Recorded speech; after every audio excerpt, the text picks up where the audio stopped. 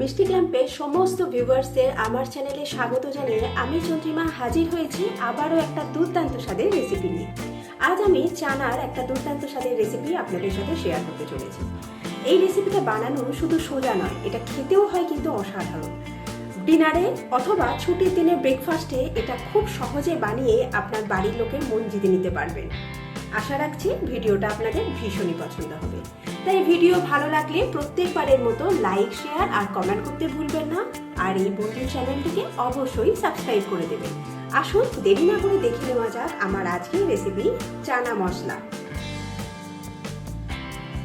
আজকের রেসিপিটা বানাবার জন্য এখানে আমি নিয়েছি সেদ্ধ করে রাখা চানা আর সেদ্ধ করে রাখা আলু। চানা আর আলুটাকে একসাথে কুকারের মধ্যে দিয়ে নুন আর সামান্য পরিমাণ হলুদ দিয়ে আমি এটাকে সেদ্ধ করে নিয়েছি। এখানে একটা মিক্সিং জারের মধ্যে আমি আলুটাকে দিয়ে দিলাম, সেদ্ধ করা আলুটাকে, আর প্রায় হাফ কাপের মতো চানা এর মধ্যে দিয়ে দিলাম। এবার 2 টেবিল স্পুন টক দই এর মধ্যে অ্যাড করে দেব।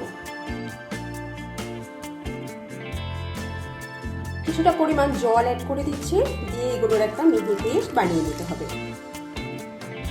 এবার রান্নাটা শুরু করব। তার জন্য কড়ার মধ্যে আমি দিয়ে দিলাম সাদা তেল।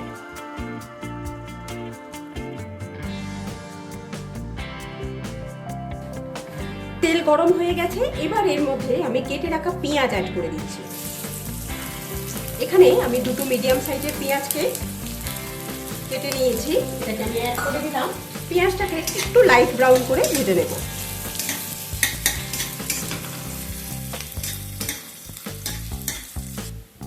পেঁয়াজ ভেজে নেওয়া হয়ে গেলে এর মধ্যে আমি ফাইন চপ করে কেটে রাখা আদা কুচি দিয়ে দিচ্ছি, আর সেই সাথে বেশ কিছুটা পরিমাণ কাঁচা লঙ্কা কুচিও অ্যাড করে দিলাম।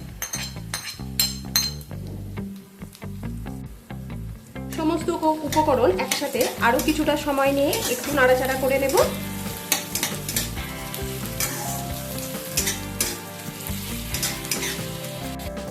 সমস্ত কিছু নাড়াচাড়া করা হয়ে গেলে এর মধ্যে একটা ছোট সাইজের টমেটোকে আমি ছোট ছোট টুকরো করে কেটে নিয়েছি, এটাকেও অ্যাড করে দিলাম। টমেটো যাতে তাড়াতাড়ি সফট হয় তাই নুন অবশ্যই অ্যাড করতে হবে।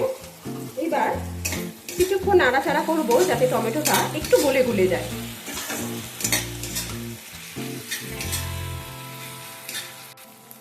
টমেটোটা দেখুন পুরোপুরি কিন্তু গলে যায়নি, অল্প একটু গোটা গোটা আছে। ঠিক এই সময় আমাদেরকে আলু আর চানার যে পেস্টটা বানিয়ে রেখেছিলাম সেটা অ্যাড করে দিতে হবে।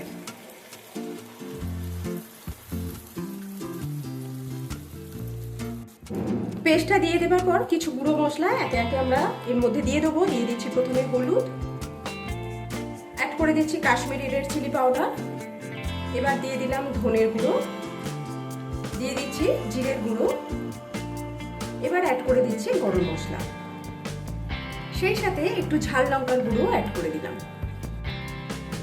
এবার ভালোভাবে আমাদেরকে এটা কষিয়ে নিতে হবে।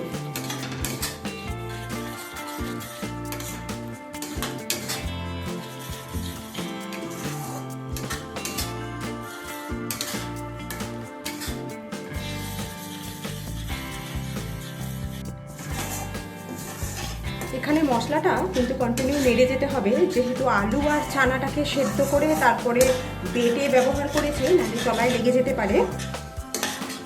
একটু ধৈর্য ধরে গ্যাসের আঁচটা একটু কম করে দিয়ে গ্যাসের আগুনটা এটাকে একটু ধৈর্য ধরে ভালো করে কষিয়ে নিতে হবে। মশলা খুব সুন্দরভাবে কষানো হয়ে গেছে। এটা কি করে বুঝবেন? দেখবেন কড়ার গা থেকে মশলাটা এরকম ভাবে ছেড়ে আসছে, কড়ার গায়ে লেগে যাচ্ছে না। এই সময় আমি এতে কসুরি মেথি অ্যাড করে দেব। কসুরি মেথির জায়গায় আপনারা ধনে পাতাও ব্যবহার করতে পারেন, ধনে পাতা কুচিও দিতে পারেন। তবে ধনে পাতাটা নামাবার একটু আগেই দেবেন। কসুরি মেথি যেহেতু এটা রোস্টেড নয় তাই মশলার সাথে একটু কষিয়ে নেব, তাই আমি আগে এটাকে অ্যাড করে দিলাম। কিছুক্ষণ আবারও এটাকে মশলার সাথে একটু নাড়াচাড়া করে নেব। আপনারা যদি কসুরি মেথি রোস্টেড ব্যবহার করেন তাহলে নামাবার আগে দিলেই হবে। আরও কিছুক্ষণ সময় নিয়ে নাড়াচাড়া করার পর এর মধ্যে আমি সেদ্ধ করে রাখা চানা অ্যাড করে দিলাম। এবার দিয়ে দিচ্ছি জল। সব কিছু একবার মিশিয়ে নেব ভালোভাবে।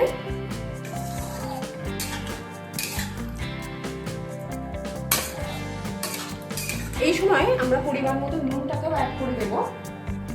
চানাটা নুন দিয়ে সেদ্ধ করা ছিল, পরেও টমেটোটা দেওয়ার পরেও আমি একটু নুন ব্যবহার করেছি, তাই সামান্য পরিমাণ নুন অ্যাড করে দিলাম। পরে যদি লাগে তারপরেই অ্যাড করব।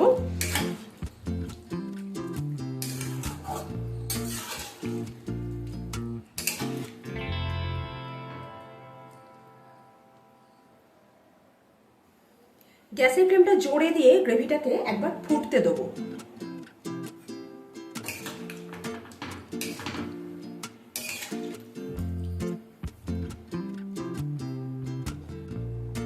গ্রেভি ফুটতে শুরু করেছে, এরপরে গ্যাসের ফ্লেমটাকে একদম কমিয়ে দিয়ে এটাকে চাপা দিয়ে প্রায় 8 থেকে 10 মিনিট আমি রান্না করে নেব। টোটাল 10 মিনিট আমি এটাকে চাপা দিয়ে রান্না করে নিয়েছি। এবার এই রান্নাটার আরেকটা টুইস্ট আছে, দেখিন সেটা কি। চানার স্বাদটাকে আরও বেশি করার জন্য, আরও দ্বিগুণ করার জন্য এখানে আমি একটা প্যানের মধ্যে কিছুটা পরিমাণ বাটার নিয়ে নিয়েছি। দিয়ে দিচ্ছি গোটা জিরে ফোড়নের জন্য।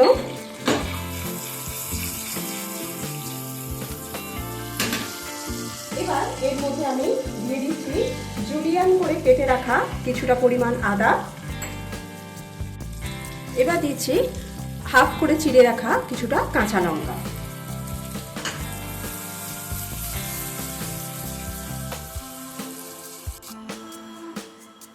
এটা রেডি হয়ে গেছে। এবার এটা আমি চানার উপর দিয়ে এইভাবে ঢেলে দিলাম।